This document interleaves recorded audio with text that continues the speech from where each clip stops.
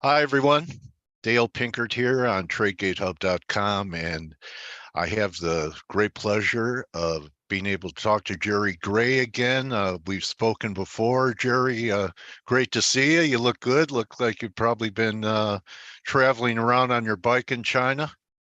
Actually, not on the bike, but traveling quite a lot. Yeah, my wife and I have done a fair bit of traveling. I was in Shanghai just about 10 days ago, and before that, a week or so before that in Hainan Island, and then before that in Hunan.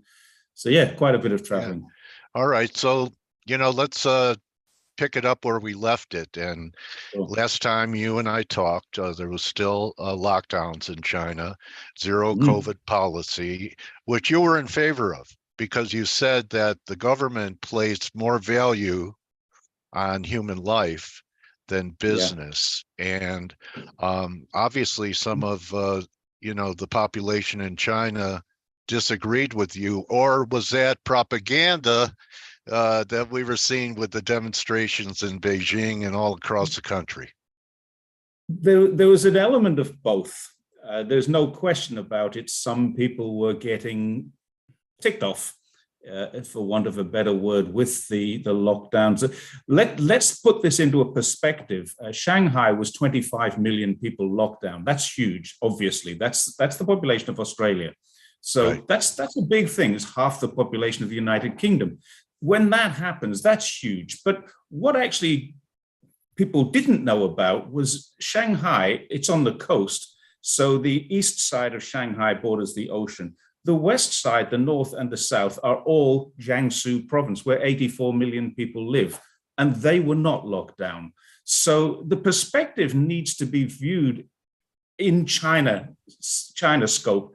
Guangzhou was locked down. Parts of Guangzhou were locked down. That's a city quite close to me. It's about 60 kilometers north of here.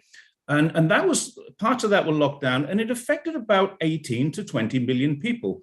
But in the Greater Bay Area where I live, there are 87 million people, and we weren't locked down. 20 or less than 20 million people who live in one city were. So the perspective is not quite what the Western media portrayed. Chinese people were not fed up. Yeah, we have the perception that the whole country was on lockdown. No. And you're saying that there were, what last time I talked, were you on lockdown?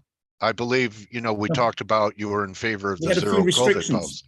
Okay. Yeah, we had a few restrictions, but no lockdown. The restrictions were we had to wear a mask. We still do. If you're going on public transport, you have to wear a mask. If you're going into a large shopping center, shopping mall, you have to wear a mask.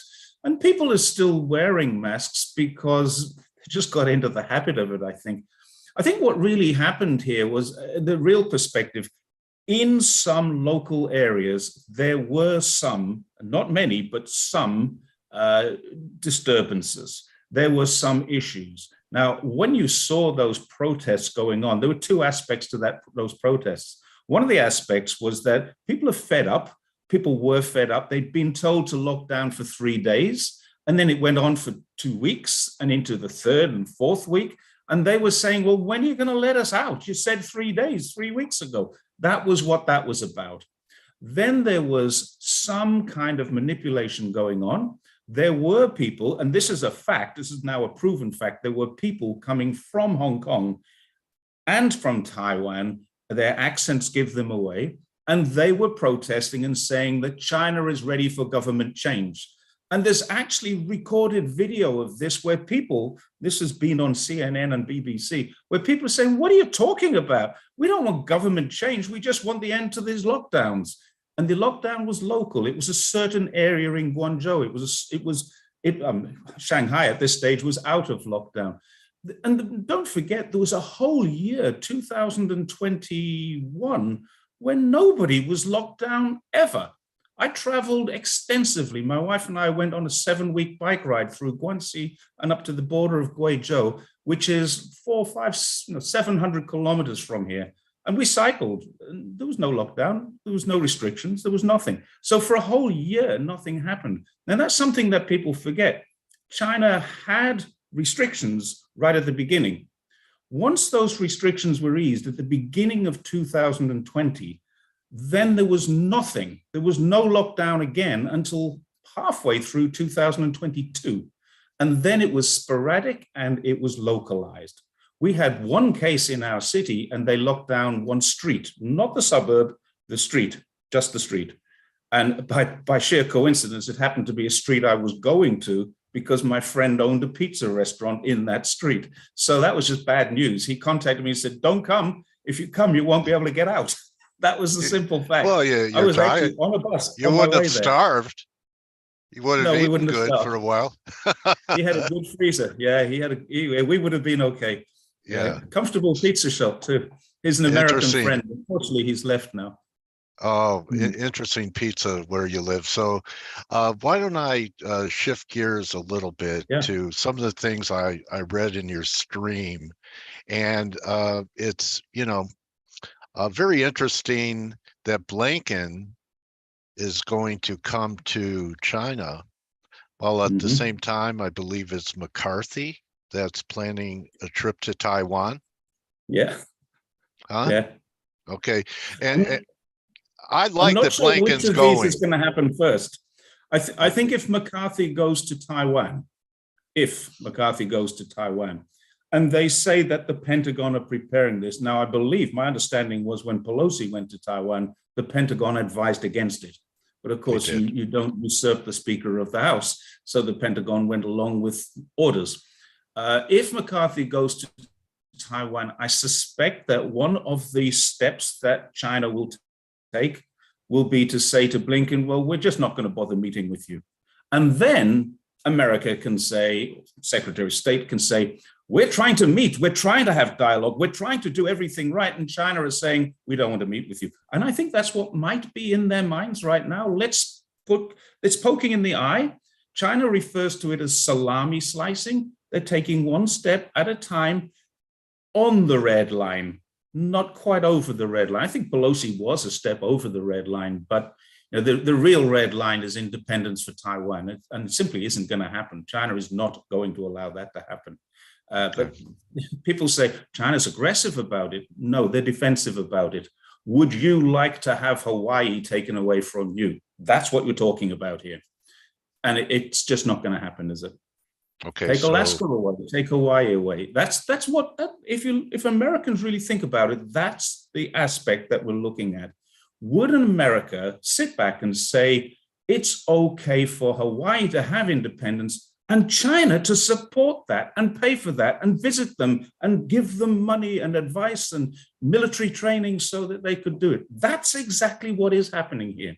The difference being that Taiwan does have a separate government from the Civil War days, 1949.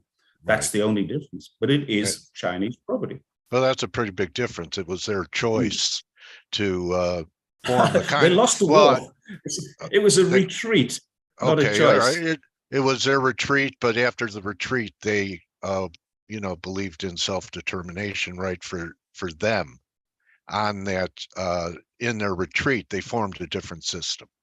So it's not like Hawaii chose a different system, and we were trying, you could ask the Hawaiian royal family supporters whether that's true or not. I mean, there are parallels there, but obviously they're not equal. I mean, it is a false equivalence to say this. I understand that. Okay. But it's a fact that China views Taiwan as part of China. It always has. It was given back to China back in the Cairo Declaration in the 1940s. It was then confirmed in the Shanghai Agreement. It's been confirmed by the United Nations. There is no argument. Geographically, historically, Taiwan is China. Politically, I agree, it's not China right now. Okay, let me ask you why you believe that China supports Vladimir Putin and what he did in Ukraine. I don't think they have said that China supports Vladimir Putin. Well, they're doing military drills with the Chinese and South Africans, some naval cooperation. You don't believe that China is behind what Putin is doing as far as supporting him and not saying anything like, how about peace? China has been saying, how about peace? Frequently, they have said this. This is the official stance of China. They would like this thing to finish. They have offered to negotiate. I knew that Wang Yi was involved in an offer to negotiate this. They're not supporting Russia, but China has a policy of non-interference. They always have had. And that is historical That from is 1949. Sorry? That is true. Yeah. So a policy of non-interference means that they're not going to come out on either side or the other, but they would be in a perfect position to negotiate. I would suggest that probably India is more in favor of what Putin is doing than China is. China has just stepped back and says, we'd rather this didn't happen.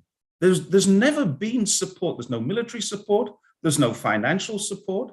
In fact, there's the opposite. They have taken away some aspects of financial currency exchange from Russia since this all started. Now, I'm not an economist. I don't really know how that works. But the fact is there has been some changes in the banking system between Russia and China. Now, I know that there is a cross-border payment system which exists, and Russia and China are both part of it. As far as military drills are concerned, what you've just told me there is the first time I've heard that. I believe you, but I don't know about it.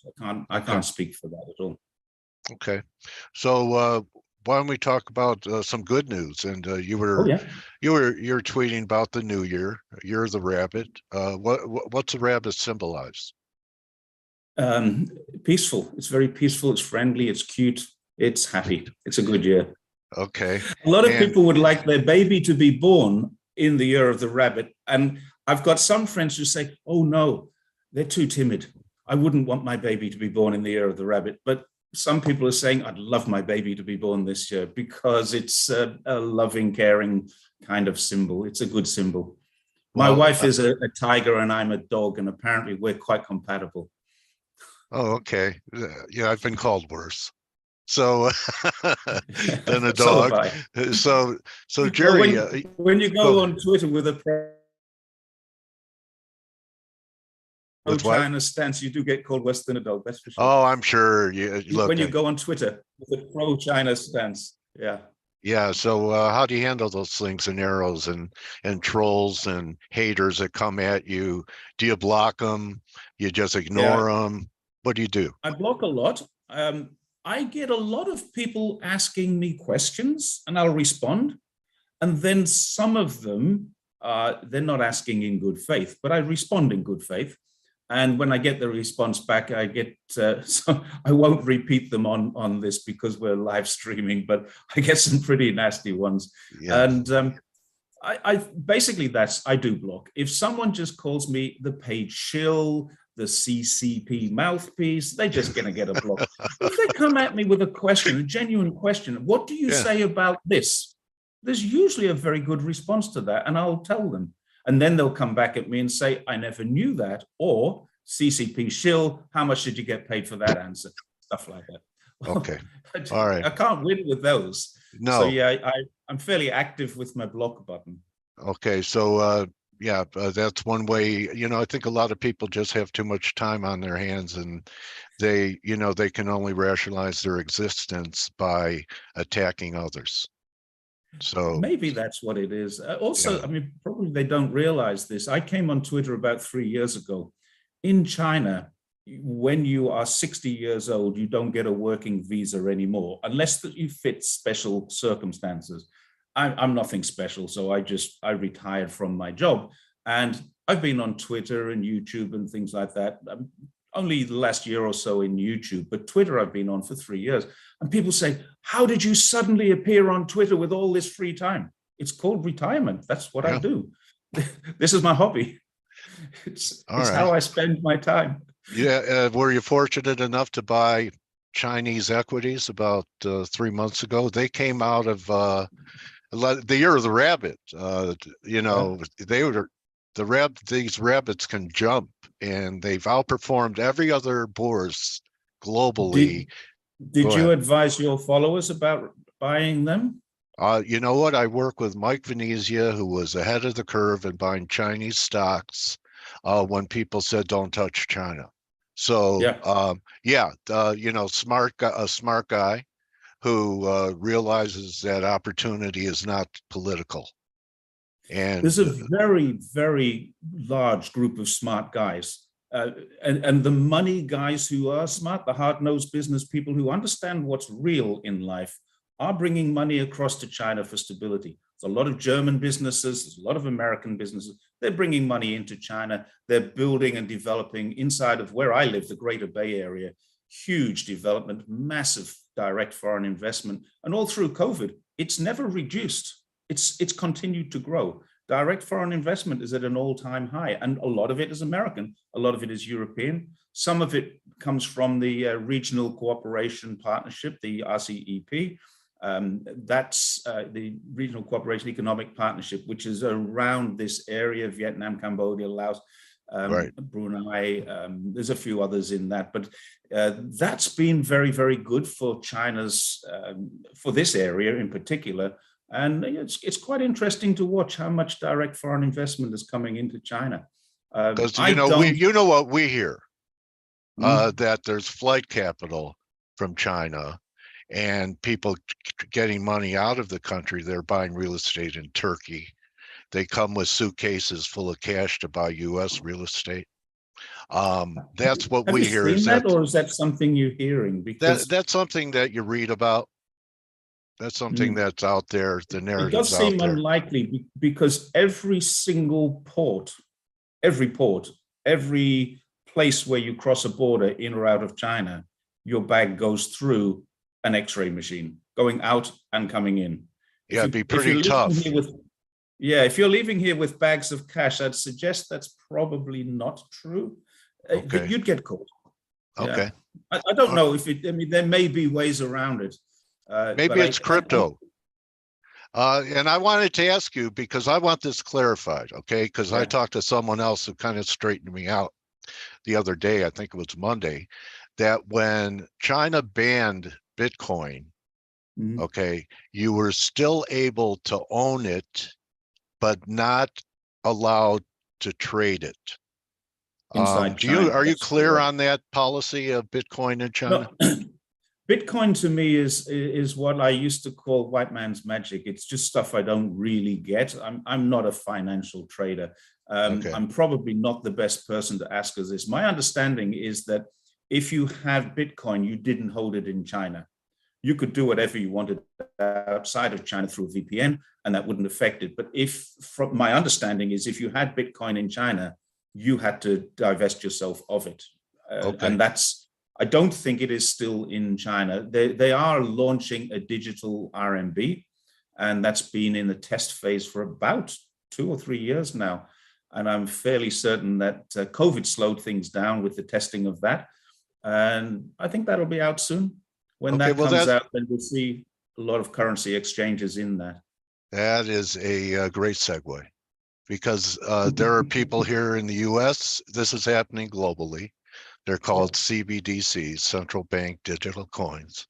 Right. And people will describe that what happens in China, and will even more so with digital currency, is the control to see everything, the surveillance aspect of them, to see what you're spending money on.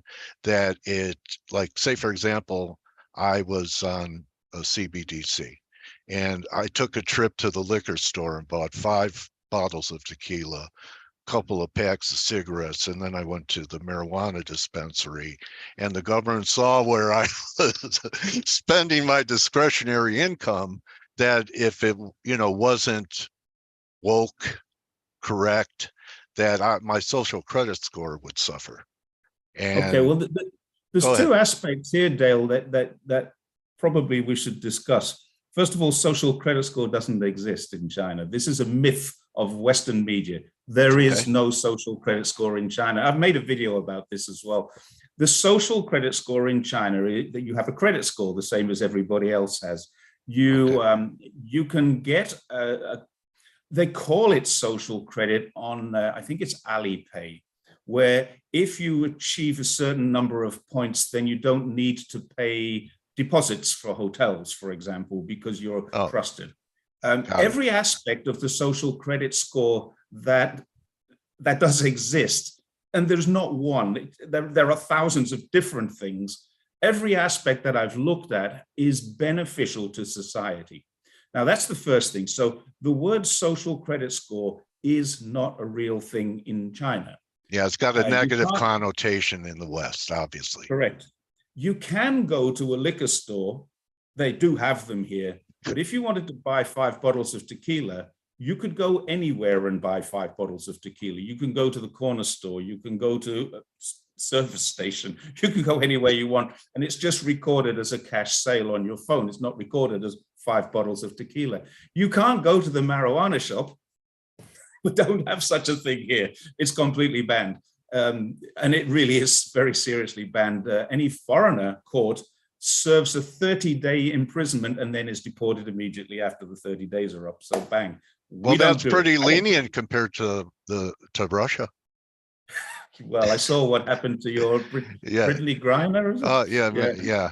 But that was hashish she carried in. I think. CBD oil. Okay. For health. Hashish laced. I can see the politics in that. Okay. All right. Yeah, I do see the politics. Now, that's the first thing. There's no social credit score. Now, the second point that I wanted to raise about that is there is an aspect called trust in government. The Edelman Trust Barometer, which you probably know about, has demonstrated that Chinese people have a great degree of trust in their government. It went from 91% last year to 89% this year, presumably because of the effects of COVID, and some people a little bit less impressed with the way it was handled. So trust in government is really important here in China, and people trust their government. So when we are already 100%, I have not carried a wallet. I can't remember, 2, 3, maybe 4 years, I haven't carried a wallet. Now, I've probably carried a wallet on occasions where once when I was traveling, I carry my wallet if I know I need to go to the bank because I have a British pension paid into my bank account and I need my card to go and access that. The banking system is a little bit old-fashioned, but apart from those 2 aspects, when I'm traveling, I sometimes throw my wallet into my bag. I don't get it out. There's cash in it, but it's been in my wallet for 5 years. Now, we use cash at Chinese New Year. We have the little red envelopes for the children and for the parents as well. So we put money into a red envelope, and cash is nicer than e-money. That's a fact for people of our generation anyway. So apart from that, we don't have money. I can literally go a year without touching a coin or a note in real money.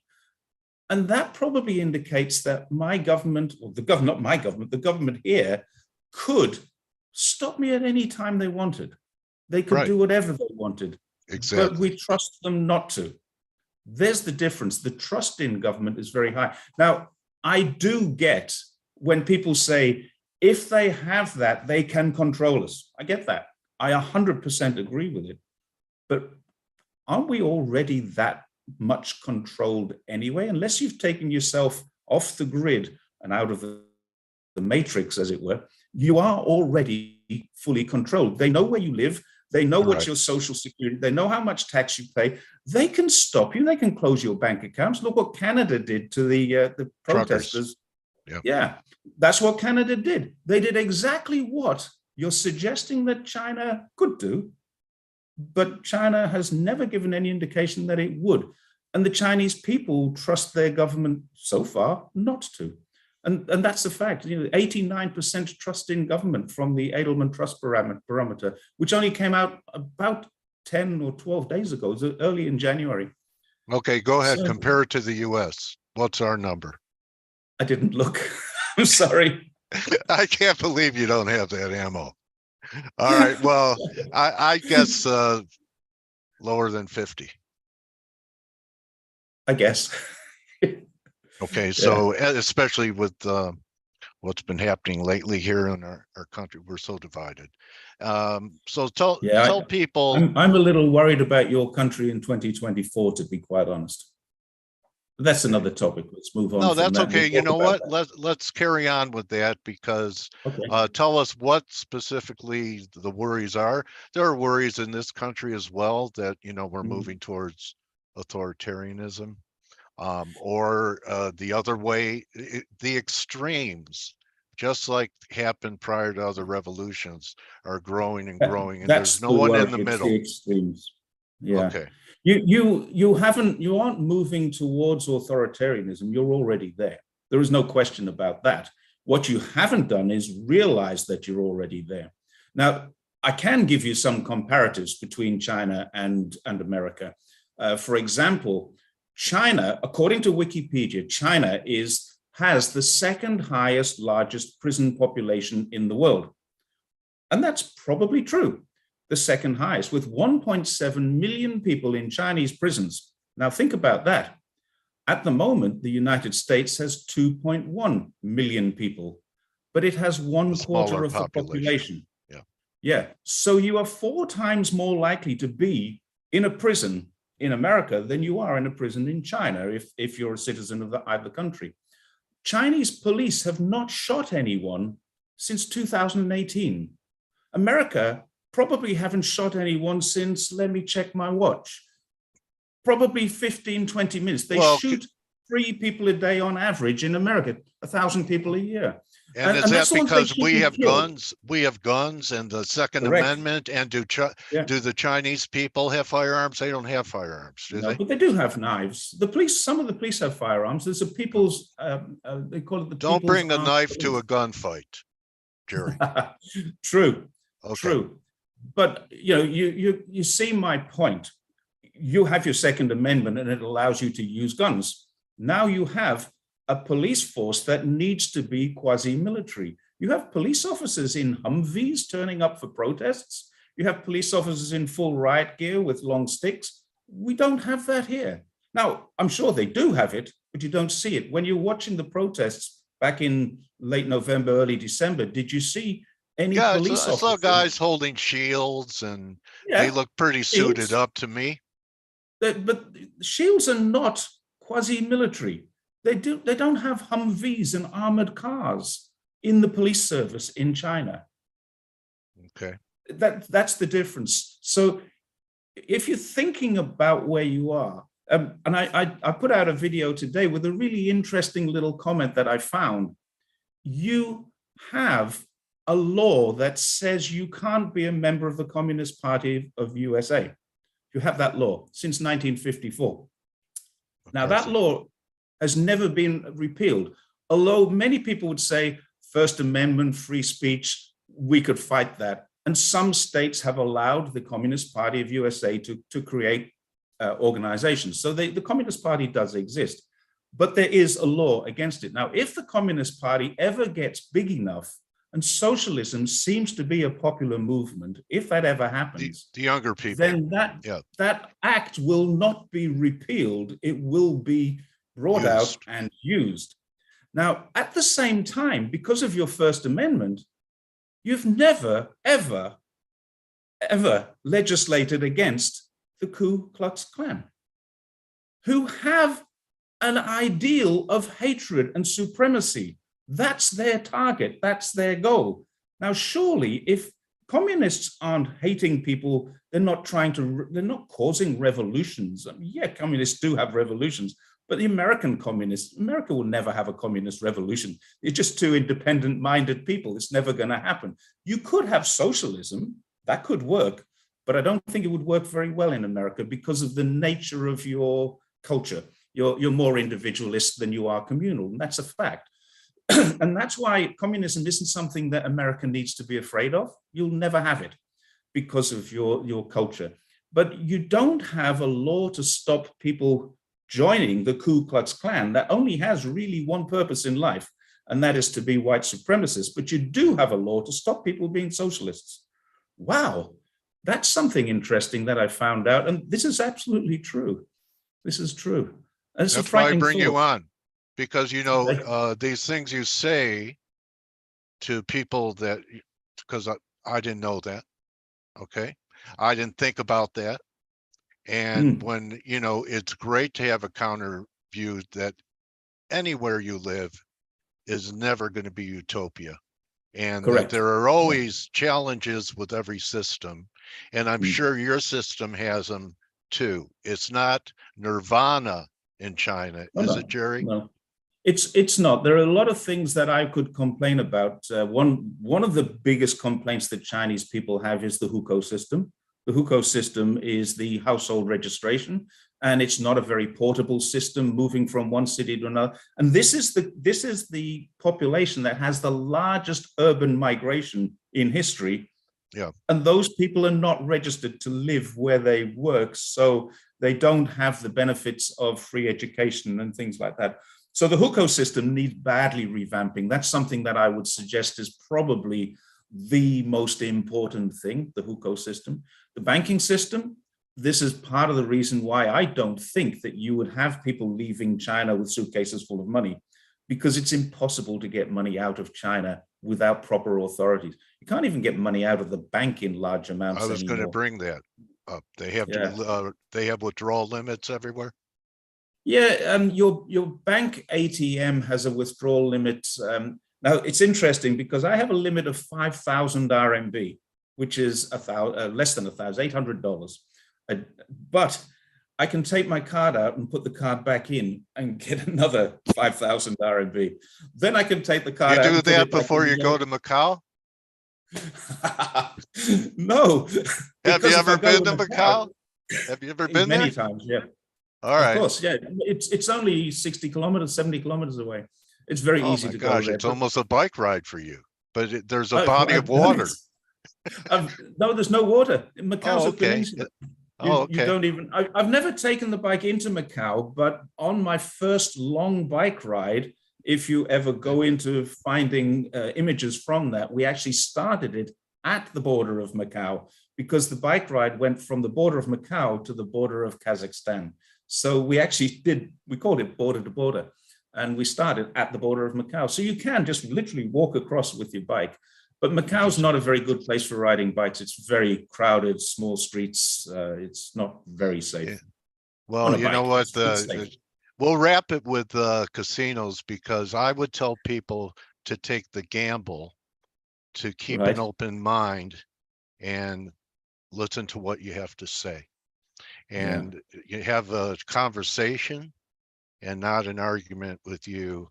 And I really enjoy talking to you every time we get together, Jerry. I think, I think it lifts the curtain for a lot of people, for them to think. The bamboo curtain needs to be slid aside. Yeah.